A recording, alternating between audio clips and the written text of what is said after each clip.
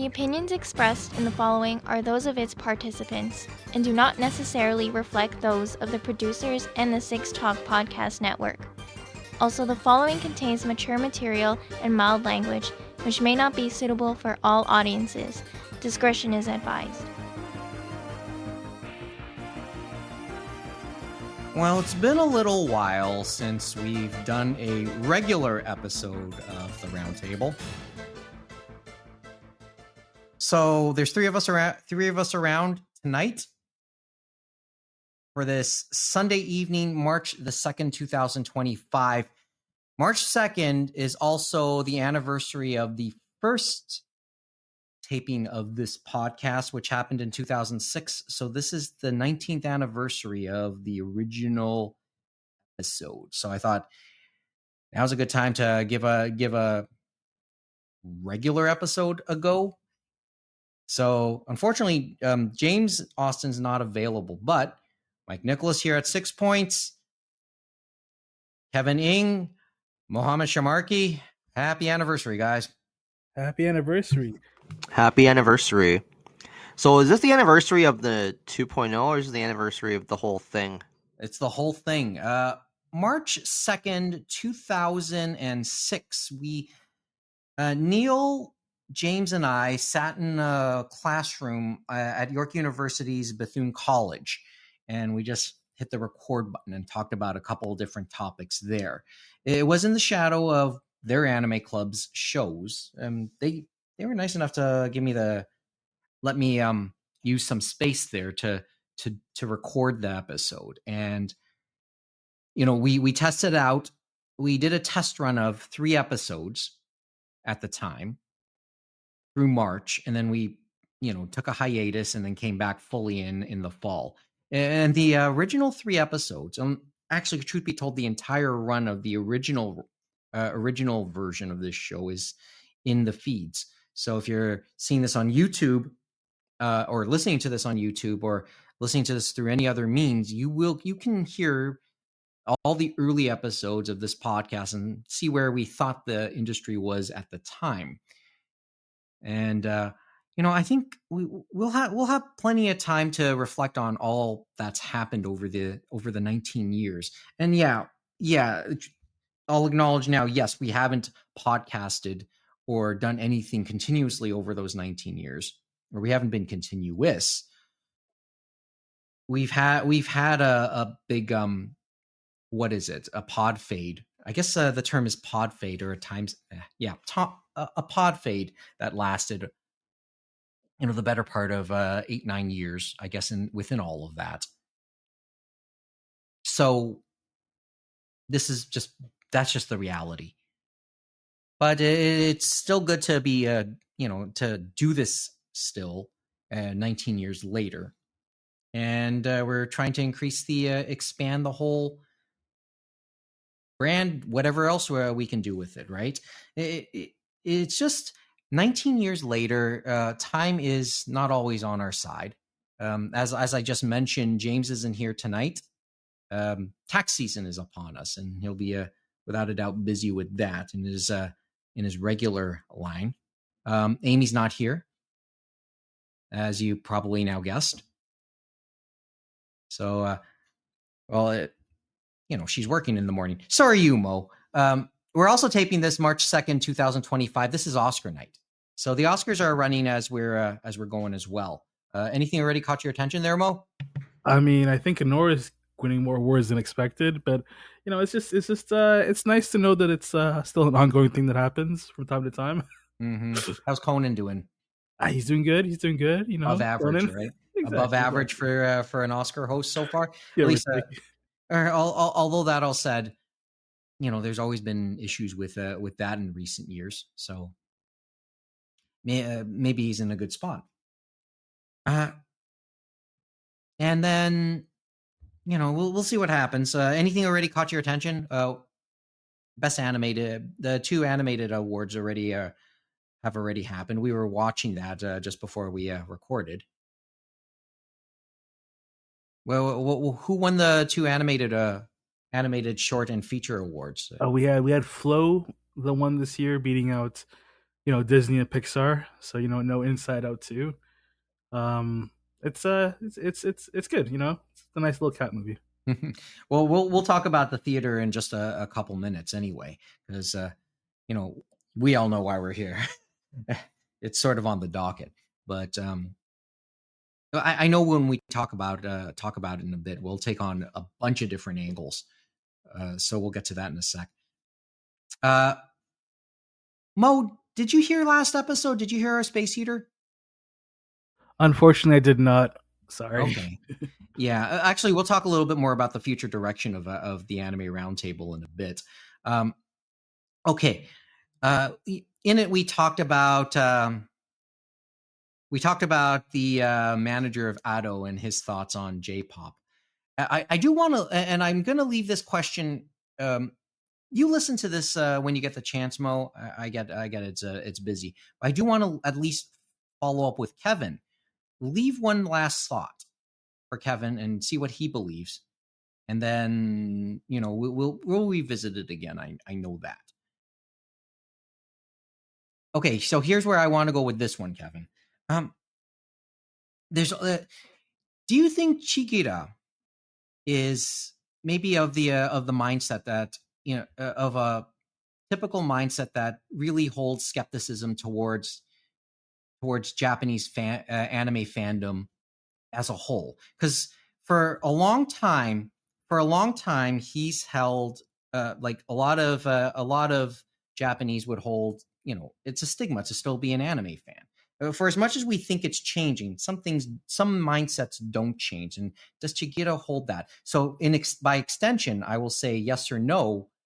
Does Chigira, one, underestimate anime fandom as a whole, and two, maybe even disrespects it? Maybe. Because this is like, in the weeks I've listened since we did that, I've talked to other friends who have heard that, who have heard the episode, and that's a thought they kind of gave me, or that's a thought that they kind of laid in my mind. So I just wanted to see what you thought if I laid that thought out for you. I think it's possible. Mm-hmm. Right? Because the more I think about it, like, I think the fandom is reasonably large, and I think it could hold a lot. I mean, it's because of its wide range popularity. I think he may underestimate how big the fandom is. So, I think it's legitimate to be a little worried, especially if you're going to try and book big stadiums. Because, like I said before, I don't remember the last time a Japanese act booked a stadium. like an Air Canada Center, or what we now call the Scotiabank Arena. Scotiabank Arena. It came out this week that Blackpink will be doing Rogers Stadium in North York, the temporary music venue that's going to be built for the summer. And I think one of the highlight concerts that'll also happen this summer at that temporary venue will be Oasis. The Oasis reunion tour will go through that temporary venue. I have my Blackpink tickets for day 2. Mm-hmm. Mm-hmm. They're already on sale, huh? Yeah, you missed her performance day on the Oscars, man. On that note, yes, Lisa just performed during the Oscars. I'll find it on YouTube. Oh yeah, James Bond tribute. I like that. That's the correct answer. Well, that's Oscars isn't that much must watch these days, and it might even be on a legal channel too. Yeah, might be through legal means, like the Oscars own a YouTube channel or a YouTube means. Do they have an actual channel? They do. They release most of the stuff afterwards. Okay, well, okay. This is another topic because they just did a James Bond tribute there, but that's in light of some news that happened with the James Bond property that the Broccoli family will cede control of it to Amazon. And wait, what? You want to go with this one more, or not me, or should I? You got it, Mike. Okay, this was a couple of weeks ago. Like Amazon, who obviously bought out MGM within the last couple of years, there had been reports as to what's holding up the next Bond movie, and there had been speculation that Amazon and the Broccoli family had been at odds over the creative direction or the upcoming direction of the Bond franchise. And Amazon, it's believed, wants to make their own wider cinematic universe in the Bond with Bond. So that's a lot of what had been holding. It seems to be what had been holding it up, because the Broccoli family just don't seem to want to go that route, and I guess that's fine.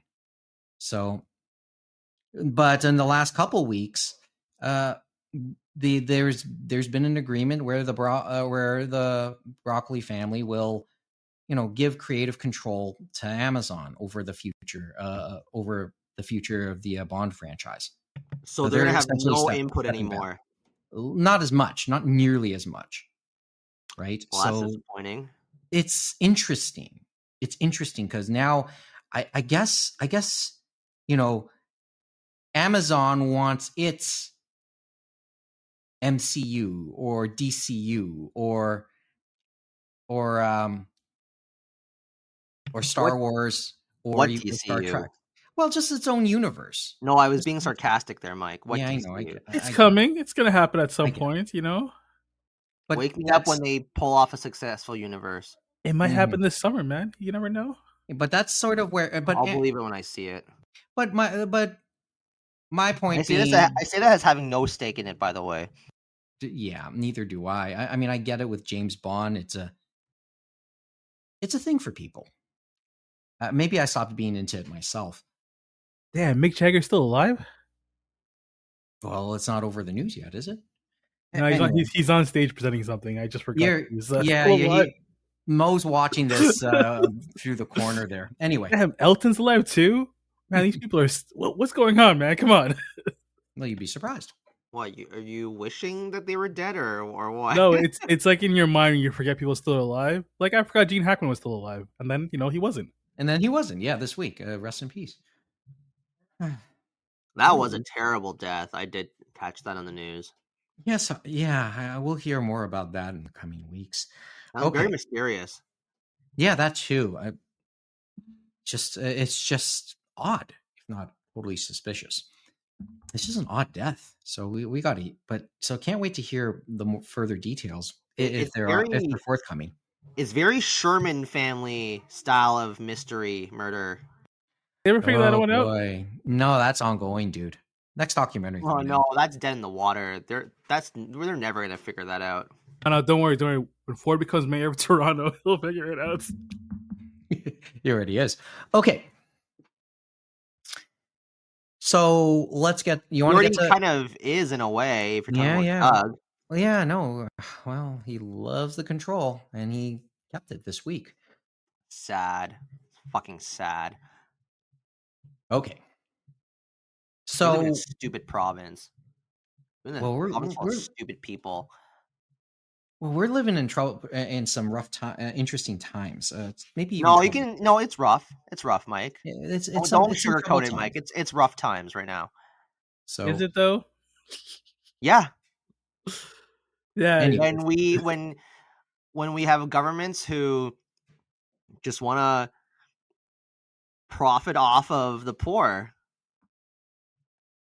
It's not just here. When we have old white people not wanting to do anything they don't want to fulfill their mandate, or actually no, they are fulfilling their personal mandate, but they're not really for the people. I hear you, Kevin, I do, but I feel like when only like a handful of people go out to vote and they still win, it's just kind of dumb, man. I don't know what to say. It's like take over 45% for the provincial election. Yeah, because Doug set it up so that people don't want to go out and vote. No. I feel like people just don't want to vote regardless of when the election would have been, right? election could have been next year, it could have been in the summer, could have been in the spring. No matter when the election was, I'm pretty sure the voter turnout wouldn't have been. It wouldn't have cracked 50%. It's just the way people are. I don't know what to say, man. We're gonna test that. That's the unfortunate thing, right? To various degrees, you are right, because he certainly set it up so that it didn't help. The weather didn't help. The length of time, like the election was quick, that didn't help. The Greenbelt scandal happened too early, so it's not in people's minds anymore. You have a voter base you have a populace who, by and large, okay, obviously not everyone, but more people than not, that are too busy in their own lives to educate themselves on what will happen if they don't vote the conservatives out. And it also doesn't help that we really only have one party that's conservative, but we have 3 liberal parties if you think about it. Yeah, three to the left. splitting. Yeah, vote splitting. So there is we had this in the 90s too, when the conservative movement was pretty much split.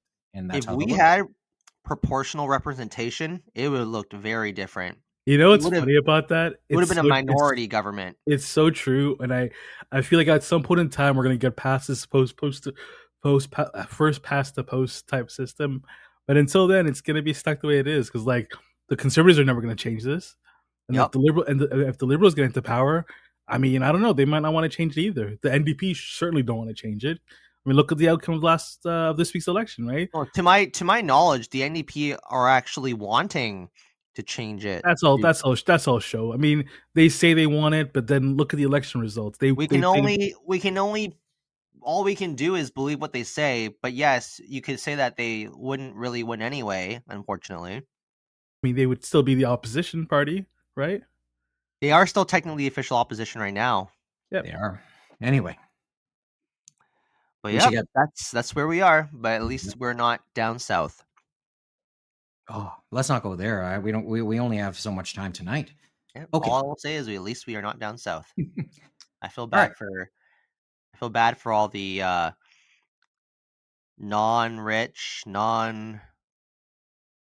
That's another kettle of fish, dude. That's going on there. People that are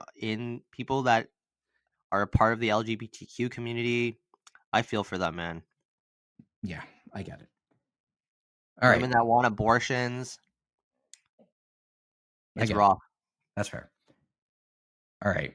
I know, and it's tough to kind of switch a little bit. It's not that tough. I mean, we'll just parlay this conversation to like a giant epic galactic battle, right? Giant space battle. Well, epic is the word. Okay. This was the genesis of the episode today. Thursday, there was a premiere, a movie premiere in North America. Mobile Suit Gundam, how do you pronounce it? GQuuuux?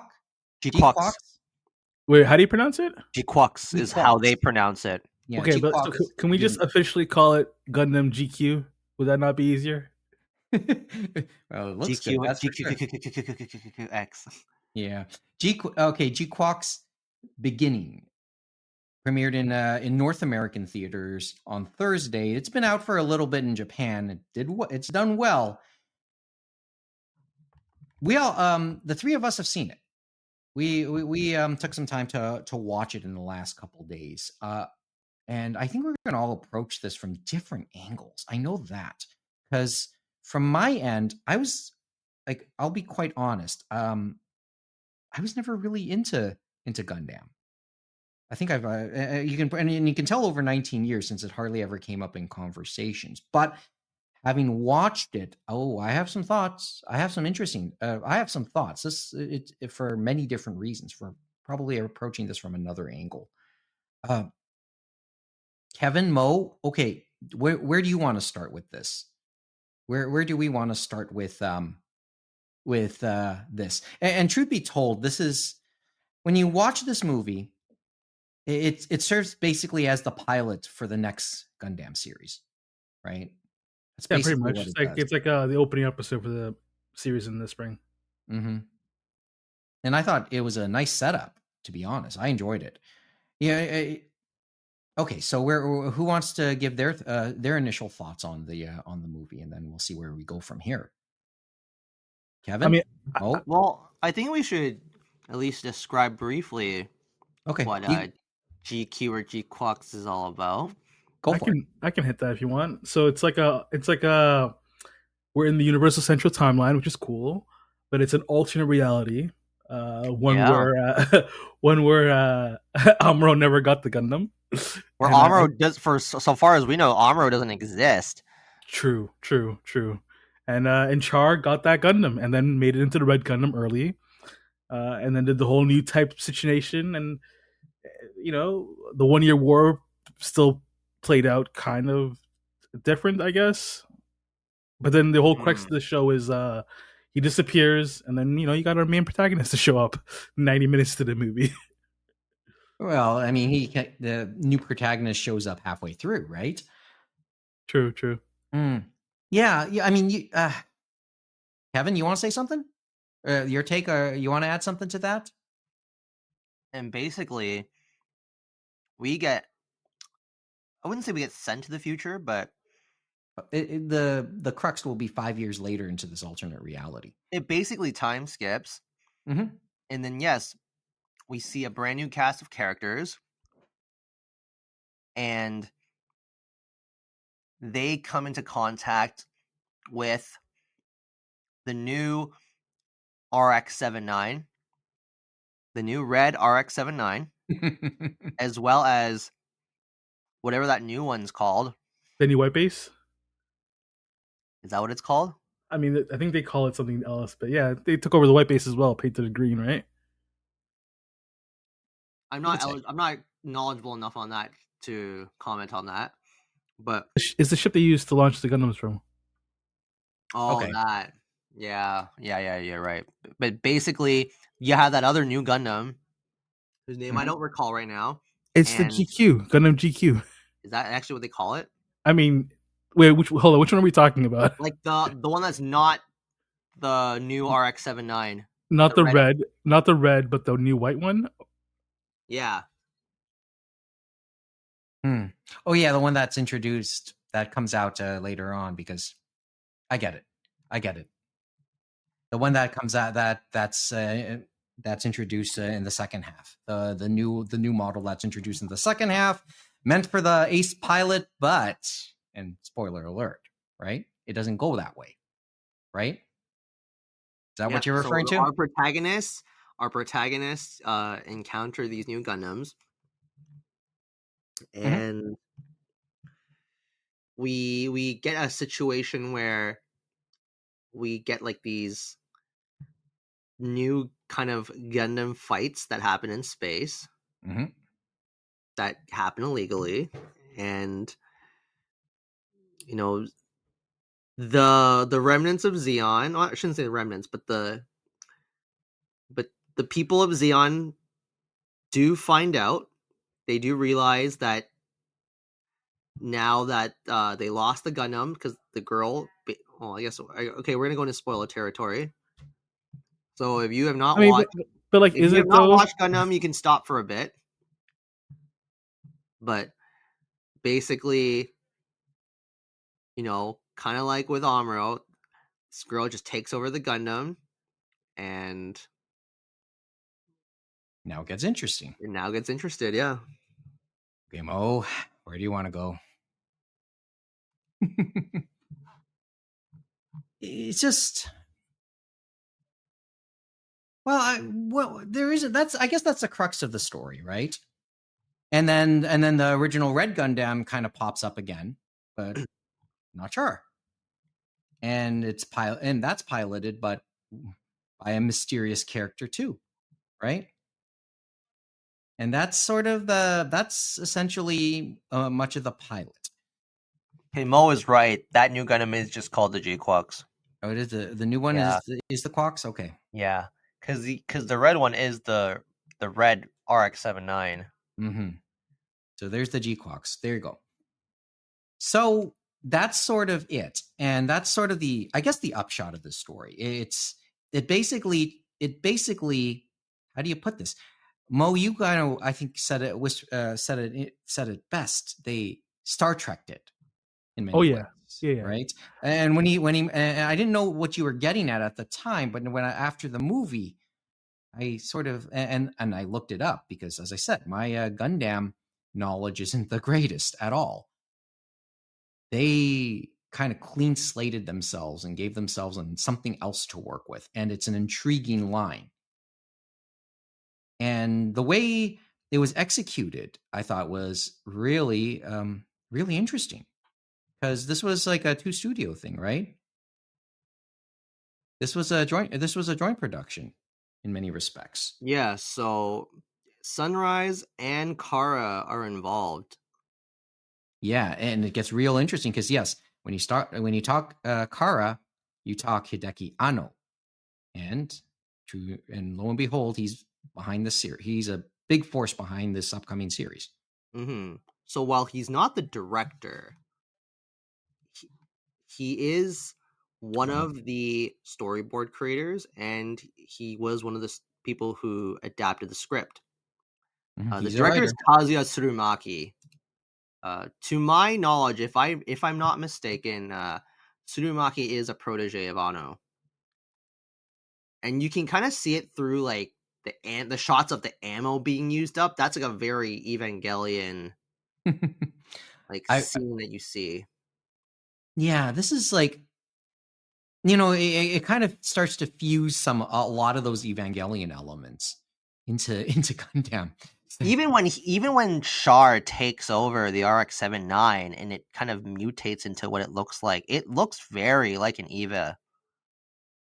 Oh, sure. When he redoes it, not even when he does it. When he just takes it over.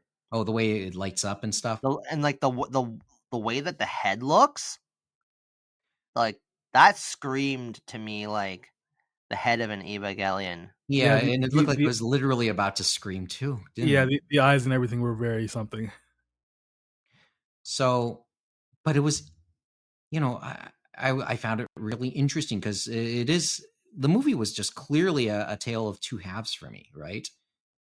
The first half of the movie is as old school, had that old school feel for Gundam, right? Right down to even the music.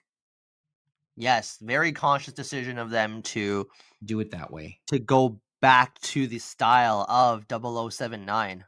Mm-hmm. Then after the time skip, you get the contemporary designs, the contemporary feel, a little bit more on the computer animation. To me, I mean, it's just they played the contrasts really interesting to me. And it's almost as if they did this to lure in the Universal Century crowd and to force them into watching New Gundam. Kicking and screaming, right? I cannot agree more, Kevin. That is exactly what I'm thinking.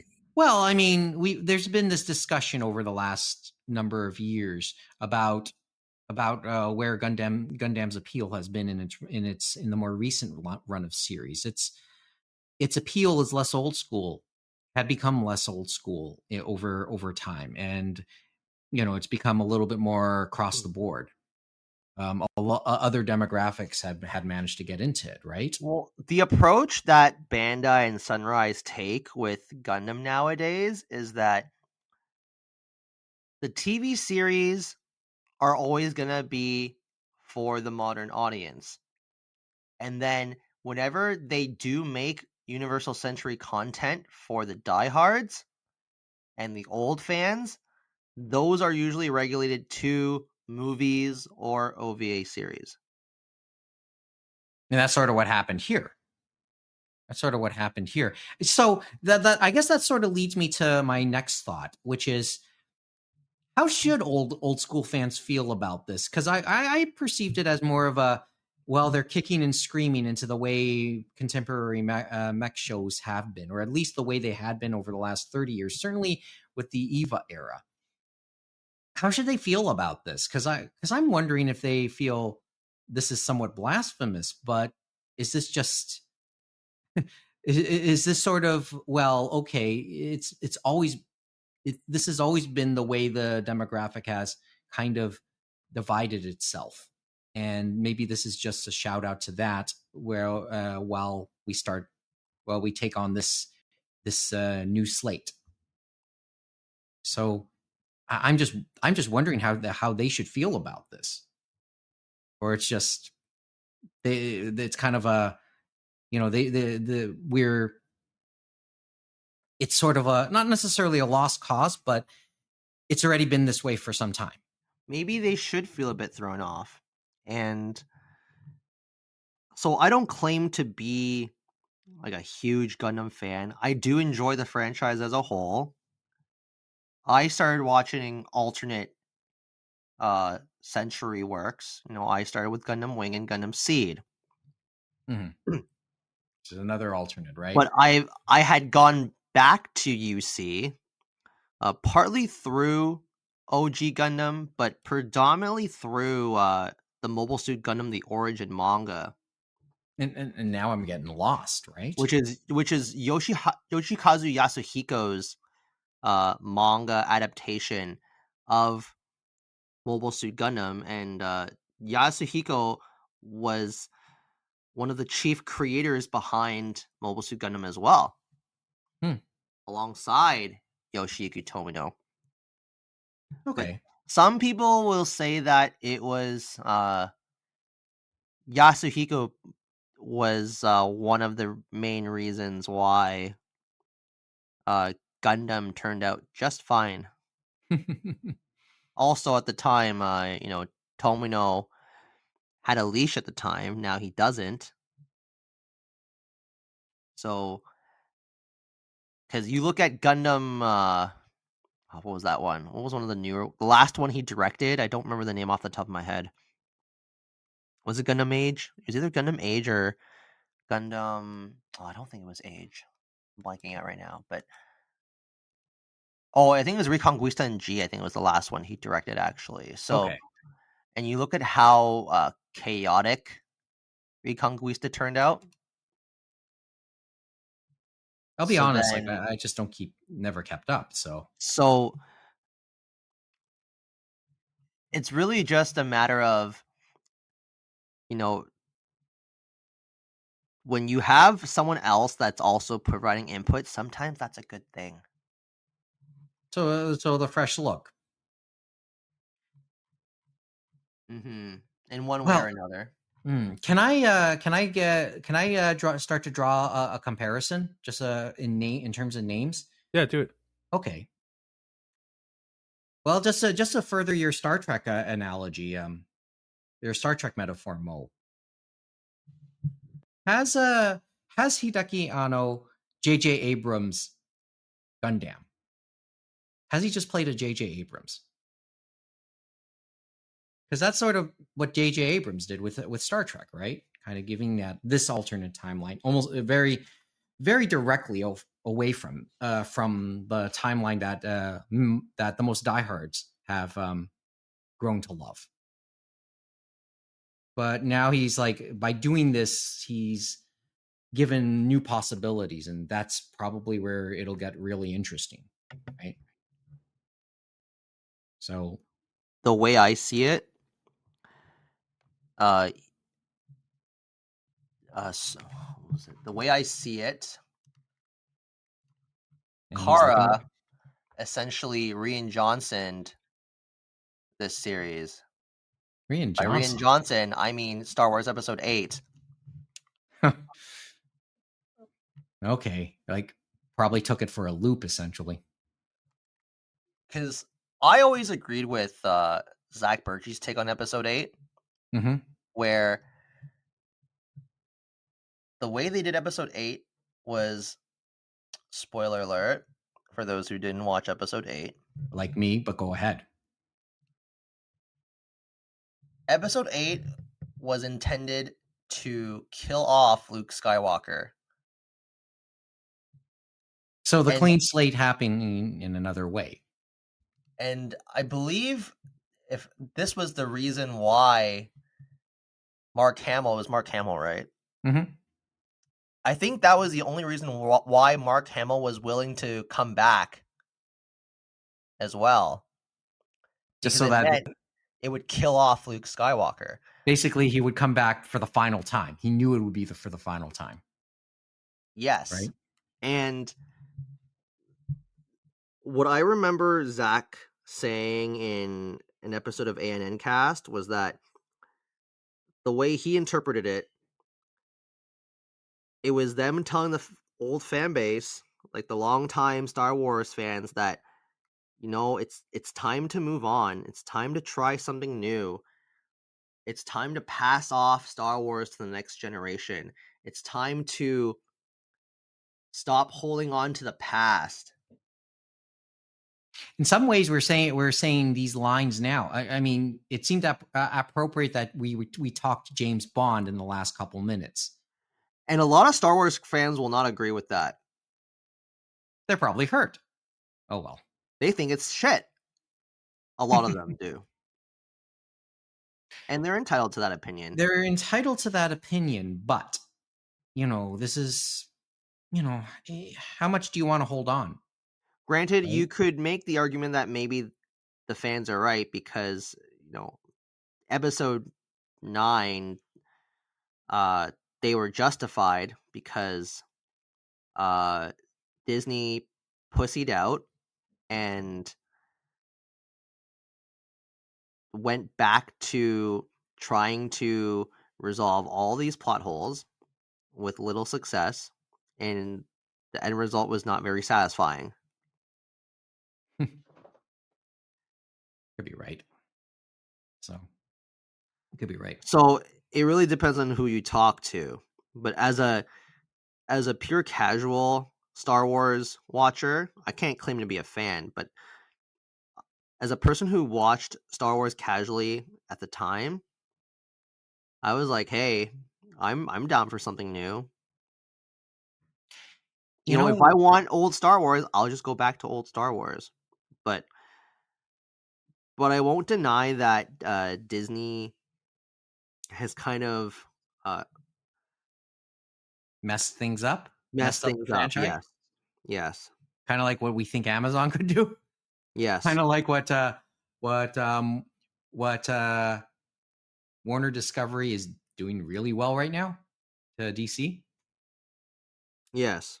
And okay, how is Paramount doing with Star Trek now? What have they done with Star Trek recently? Yeah, not much. Not being sarcastic. Like, what have they done? Wasn't Picard kind of good? Well, I'll take a look for it. You know what? I was talking with my best friend on this one earlier today, and he's probably one of the bigger Star Trek fans I know. And I haven't seen the last 2 seasons of Picard myself, but he just said to me he did enjoy the final season of Picard. But he also said at the same time it pretty much disregarded the other 2 seasons. And I just said to him, so was there a point to having those first 2 seasons? And he said, I just enjoyed them. But the rest of his answer is kind of lost on me at the moment, which has me thinking, okay, maybe was there a point to the first 2 seasons of Picard? Because, everything that all the other characters that were introduced in the course of that series seem to be disregarded in the 3rd season. All but disregarded by brought back the entire pretty much the bulk of the next gen crew, right? And just tied up the loose ends from Next Generation. And that's sort of, that whole thinking but it was also ended up being a lot of people always said it was the proper swan song to that crew in that era. Is that what you were thinking here in Star Wars too? And is that where we could be headed for in Gundam GQuuux? We can only guess, really. Yeah. But I will say for myself, on a personal level, And since I wasn't aware of all the canon and all the legend of, it got me reading about it, and I'm really curious. And maybe I would give some time to actually watch it, some of the old Gundam now, just to understand where the context of that, and then how they've detoured it a little bit for GQuuuux, right? I mean, that's kind of how it should be, right? I mean, newer generations are going to start watching the original. They'll watch something newer, and then if they like it, they'll watch the stuff, right? Maybe understand that story, have an understanding of that story, of that backstory. I mean, I feel like when watching this, I was like, oh, I remember that, and I remember that. Oh, that didn't happen. That's not how that happened. And now here we go, right? Exactly. And now here we go. But isn't this like we've made this argument before about anime feature films, especially of properties that clearly have that clearly have been running on television. Maybe the perfect anime movie in this context is something that appeals to both anybody watching this cold for the first time, any sense of the franchise, and I guess I put myself in that boat, and it would appeal to longtime watchers. Has GQuuuux accomplished this? And coming back to the old school fans, has it or has it not? Because it may have pissed them off. I'm really wondering. I know that the movie's been highly praised, but I don't really know what I haven't really taken a look at what the real buzz about it among older, like veteran fans of the franchise is, and how they feel about it. Not to say, not to say they should or shouldn't be catered to. Because that comes back down to Kevin's thought also about letting go. Episode 8. Star Wars Episode 8 was a letting go moment, right? Picard Season 3 might have been a letting go moment. So is this a letting go? So could this have the potential to be a letting go moment also for Gundam and its most famous characters?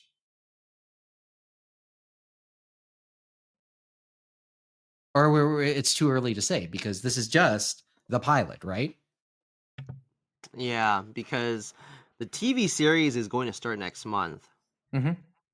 It's wetting people's I'm curious appetite. where they're going to start it at. Will they actually start from the UC part, or will they just skip straight to the present time, so to speak? Time. That's what I'm curious about. I'm thinking present time. I'm thinking present time too. I'm thinking possibly that too, actually. Because I just don't see any more scenes from UC, right? I just don't see any more scenes from the past, right? Coming up. I think it just, set it up. I think it was just a nice setup for the timeline that was presented in the back end of the movie. So, as I said, I'd be if I have time, and time is both there and not there in many different ways. I've kind of hinted that to you guys. If I really had time, I'd be curious to know.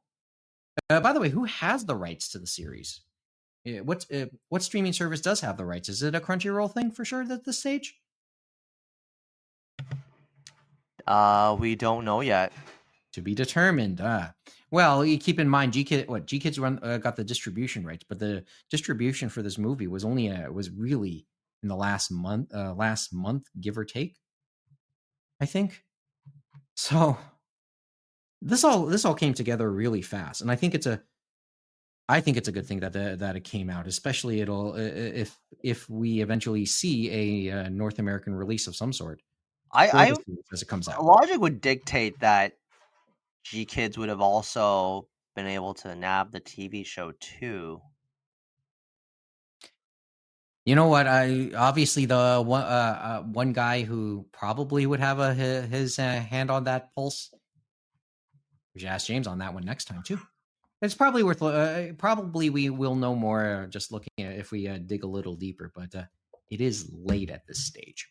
But overall, thumbs up or thumbs down for the movie? Oh, double thumbs. Overall, thumbs up. Thumbs up. I'm thumbs up on it, and and this is all varying degrees of Gundam experience, right? Although I will say, when they introduced Amate, the main character, I do feel like they kind of sexualize her a little weirdly when they have her doing the headstand on the diving part of the pool, the diving board. and you see her underwear. I was like, oh, that's kind of weird. Well, actually, my friend I watched it with pointed it out first, and I was like, yeah, you know what, you're right. Because I'm just so desensitized that I was just like, huh, okay, sure. And then, man, he thought it was like a little off-putting actually, and he likes his fan service series just fine, but I think just it felt weirdly placed to just have her do that. I figured it had to play into the whole gravity situation, living in a colony, not knowing the difference between up and down and so forth. Oh no, yeah, there's that, but didn't need to see her underwear. No, 100%. You didn't need to. Plus, I feel like the fact that they kept it so brief, I guess it's only the only thing in the movie that like even remotely covers that, right? Well, to me, when we talk in those terms, remember it's Hideki Anno who's now who's widely involved with this. You're adding a lot of Eva elements now into this too. Yeah. And they always made the jokes about fan service, obviously, in the eye catches and the promos, and Eva had its moments like that too. I mean, in some ways. So, maybe that's it's just an interesting element to be able to have Anno involved in this. To me, like it's almost full circle to me. It's almost full circle with his involvement, right? Because he's the guy in many respects who set up the mech genre, for our fandom now, right? Kind of adding we can debate the merits of adding the high school kids element to mech shows. Yeah, that was kind of odd, but I kind of get where they're coming from. I mean, they're not in an active war. Maybe maybe one will appear in the series, but I mean, I kind of liked it, high school perspective and whatnot. Well, this is like, but it's clearly still tense times. Maybe the blahs of the society they live in. It's relatable, I think, right now, too, right? Because the main character. What's her name? What do we? What's her name again? Amate is her first name. Amate, or her nickname is Machu. Machu, and that's the name I got used to. Machu. She's living life, but she doesn't feel alive. It just it feels like she's just going through the motions with her. I mean, clearly she's a new type, and she's like has all these abilities and stuff, and that's kind of what's causing. That's basically the plot line for that point, right? Yeah, she's repurposed Amuro. Exactly. That's the setup. Like, she's basically the new Amuro for this alternate reality series, so to speak. Well, it should get real interesting then, right? And, well, I don't know what else to really add. It is worth a watch, no matter what age you're at, I guess. No matter what type of fandom you're in. I just enjoy that there's anime in theaters, regardless of what it is. GQuuux has been stepping up and putting up a lot of stuff. Mm-hmm. Yeah, the new Attack on Titan movie was released, and that was something. Yeah, you went to see that a couple days ago, right? That indeed I did. Mm-hmm. I will say too, Shuji, the painter guy, the pilot of the Red Gundam, yes, the new pilot of the Red RX-79, very Kaworu-esque to me. That's a good comparison, furthering my thoughts on Anno's involvement in all of this, right? It very gives off the vibe of like the appearance, the vibe from Evangelion. Yeah, gives off the appearance, gives off the vibe, that little bit of aloofness that it was shown. mean, it could be a watch. It's a worth watch, right? This will be a worth watch in many respects. I love that the Haro has a hat. Oh, bro, the toque on the Haro was amazing. I know, right? I was like, just so stylish. Yeah, I was like, just. You never really think of Haros having accessories, but I was like, man, this Haro is so hip. I think I know what you're talking about there. But yeah, that Haro's got charisma. Oh yeah. Don't know what else to add. I mean, you guys know the Gundam universe better than I do. This was really my first serious introduction into it. So this was my first serious introduction. The other thing I really liked, actually, was that they added that so you know that captain, the person who was basically Char's partner in crime. Yeah. He was he a character in the original? See, I don't remember him.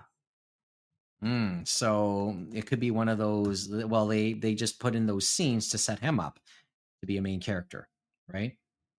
See, I'm assuming he is, but I actually don't remember him. Like, I remembered like Cassilia, and I remembered one of the other characters whose name I don't remember in like that early segment. Mm-hmm. But him, I don't. And I remember McQuab. I remember McQuab as well. But I didn't remember him. I actually don't remember his name right now. Yeah, that's a fair point. So he might have been just a character to introduce, just as an original character overall. I should be looking this up too. I really should, but Mo, do you have any memory of that? Sorry, what? The basically Char's second in command in the depicted. Oh yes, so he was in the original series. He did fly the same like mobile armor situation. He was a new type. We're talking about Bull, right? Yeah, I think it's mustache dude. Yeah, it's I believe that's him. Yes. So Charlie Bull, and I'm looking this up now. He was a character in the original series. That he was. Okay, so that's it, and he ends up being the link to the past in all of this, right? He ends up being the link because he's the commander. He's the commander. He's the commander of the what's his name? The original pilot of Casval, right?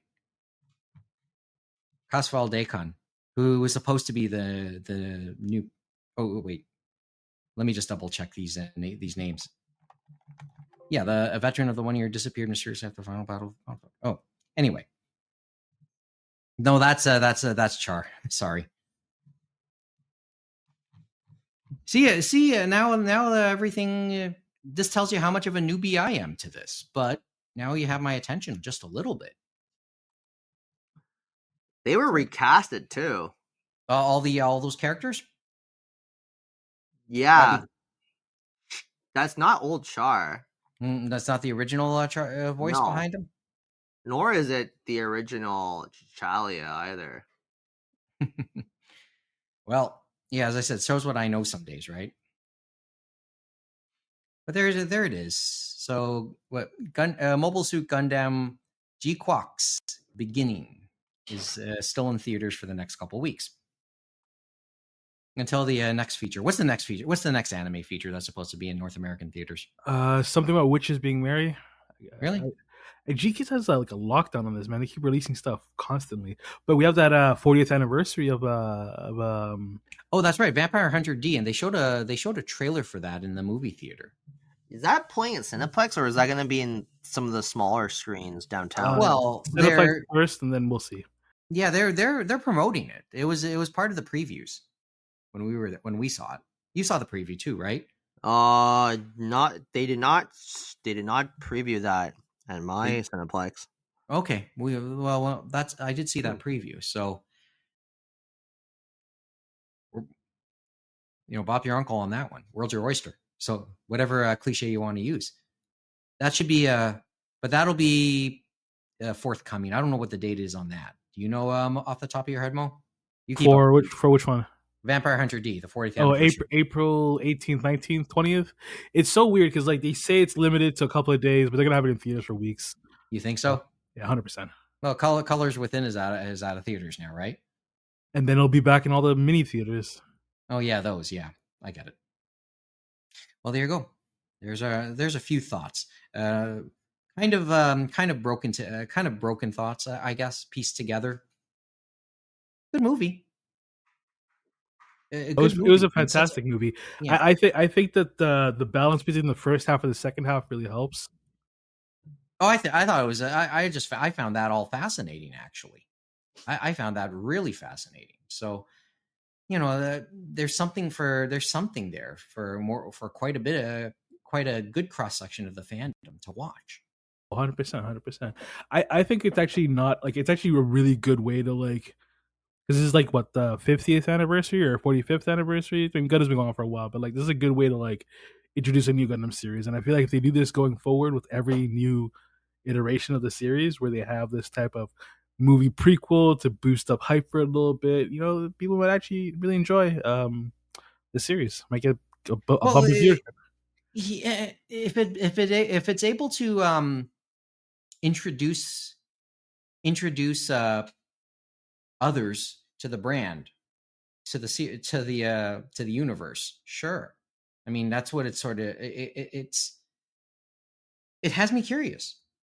Having watched it, there's some curiosity there to learn a little more, right? So, I get the feeling I'm not the only person who's in that boat. So there you go. Anyway. Just that's really the crux of what we wanted to talk about this evening. Just the latest Gundam movie. There's a lot of other things that have happened, but I know it's kind of late, and the Oscars are going. I know Mo wants to keep up with that. However, let's just. I do want to look ahead a little bit to this week, and I know this was a bit of a discussion amongst us. Mo, you kind of joked around about Dragon Ball's appeal. Was it you that kind of joked around with us earlier in our group chat about Dragon Ball's appeal in Latin America? Well, I mean, it is a pretty big thing. I think they did Super Saiyan 4 in the show. They were losing their minds over it. It's pretty nice. Yeah, and then on that note, within a day of within 48 hours of you having that putting that out there. And us talking just briefly about it, the Japan Foundation New York, in its ongoing series about, its ongoing pop culture series, which dates back to the pandemic, because they started doing all these online discussions that are on YouTube about various points of Japanese pop culture. It's been a while since they had a talk along those lines, but to those of you who are able to hear it, Tuesday evening, and hopefully this will be up before then. But if you miss it, it'll probably stay up on Japan Foundation's own website and YouTube channel. Tuesday evening, March the 4th, at 7 p.m. Eastern time, they'll have a talk about Dragon Ball, how Black and Latin American fans found themselves in this anime. So what is it about Dragon Ball that inspires such reverence, especially among the Black and Latin American audiences? And there'll be a panel discussion. Derek Padula, Dexter Thomas, Danny Fernandez, Milo Diaz-Pino will dive deep into the legacy of Dragon Ball in those fandoms. So it's always been hinted. It's always been hinted to me the appeal there, and I guess there'll be a deep dive into that. So that's probably something worth watching if you have the time on Tuesday evening, live. Or, well, failing that, yes, it'll be on YouTube as well, and hopefully I'll get a chance to watch it. But there's other things I wanted to do, so there's that. And on a personal level, okay, as I said, we hinted again, this is the 19th anniversary of our first podcast, right? And in the lead up over the last couple months, we've been experimenting a little bit more with live episodes, with live Space Heater chats. Although I don't know how much longer we should really stick with that brand, and the streams. I've only done one video game stream on Twitch to this point. I haven't had too much time to do that. So to anybody hearing this, I'll try and make a promise now. Just got a few other things to finish up over the next couple days, and if I'm able to find myself at a better point, I'll try and do a stream before then. But a thought, right? Like I joked with you guys. Everybody else is playing Like a Dragon, Pirate Yakuza in Hawaii. Here I am hoping to start Yakuza Kiwami 2 on stream in the next couple days. Mo, you saw? Did you see the first attempt I did for a stream? Any part of it? I did watch it. I'm not caught up with the whole Yakuza lore, so I don't really know exactly what kind of mini games you're playing, but they seem fun. Yeah, it's on the topic of complete contrasts, right? The main story is dead serious, serious as a heart attack, and then the the mini games and side quests are, well, add levity to it all with its a little bit of sense of humor and hints to the seedy parts of Japanese pop culture. But that's worth the watch. And as I said, it's a work in progress, right? Everything is constantly evolving. But it's always good to just revisit it. It's been a slice over these 19 years, on and off, to be able to do this, to express some opinions and express them to those who are willing to give a listen to them. So thank you for all of those who have listened in the past. Thank you for listening to this right now. Just a thought. Okay, before we go, Mo, have you been keeping up with the Oscars, and how you doing? How you doing there? I gotta say, man, I keep forgetting about the in memoriam that happens for these things. Oh, is there bets on that? It just passed, but Morgan Freeman came out, gave a nice little speech about his friend Gene, and then you got all the people you forget. You forget James Earl Jones not with us anymore. Maggie Smith, a bunch of really talented people. John Amos passed away. Absolutely, yeah. I mean, I was thinking coming to America, and within a year of each other, the two fathers from that movie passed away, right? Yeah. That was one of my. For some strange reason, Coming to America is a favorite of mine. For some reason, I guess where many of us saw Arsenio Hall for the first time too. Many of us. But there's a couple thoughts. Well, maybe we should just get back to watching the Oscars. But I think that's about it for tonight. Which sign off do you want me to use tonight? And this will be edited. Wait, so how many years was it since? Was it did you say 19 years or? Yeah, 19 years. First one was in March.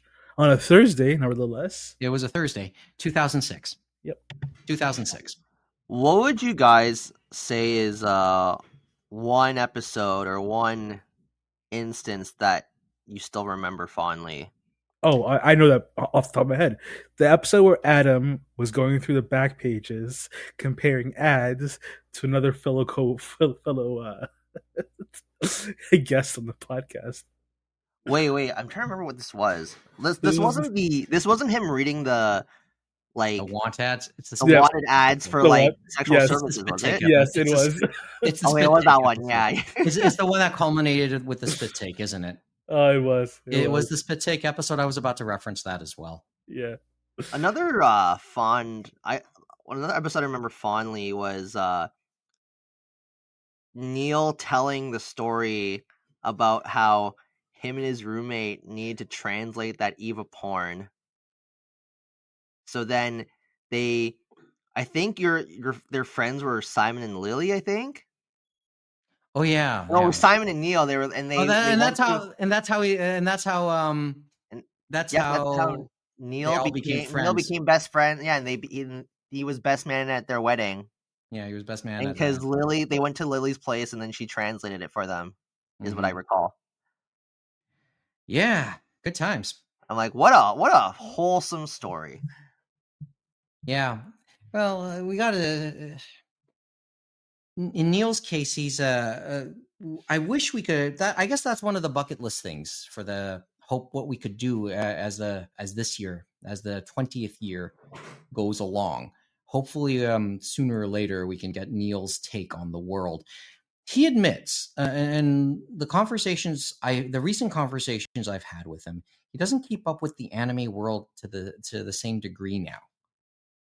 But he is full of opinions, and that would be an interesting space heater. Mike, please make this a regular episode, and please make this in person so that we can all come and bask in the glory that would ensue. Oh, you want basically? There's an audio. You want an audio. This needs to be in person. It's the only way. It's the only way we could really do it. But it's the only way we could really do it with Neil, right? We can only do things in person with him, right? So I guess I'll just have to arrange to kidnap him. All I would ask is to please invite us as well. Yeah. Well, let's see. Let's talk with him first, I guess. Also, episode 50 was just a fond memory in of itself because I was part of the audience that night. Yeah, of the original run. Well, we are approaching episode 100 of the second run too, right? Like I just remember being in that crowd, and I had to leave a little early than I wanted to, and I just didn't want to leave. I didn't want to go home. Oh, and in my case, I just wanted it to end.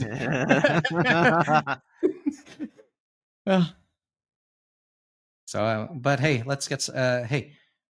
Maybe we should end this one. So that's it. That's all we got for tonight.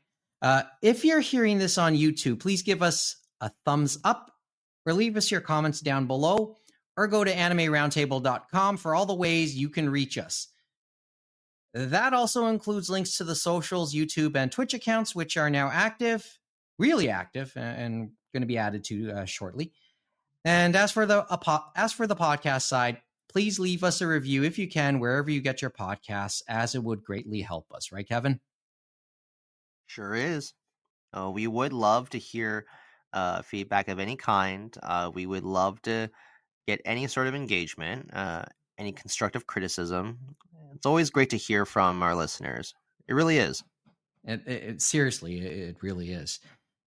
And since we're doing Twitch and YouTube more often, give us a follow or subscribe there so you can be notified whenever we go live or put up something new.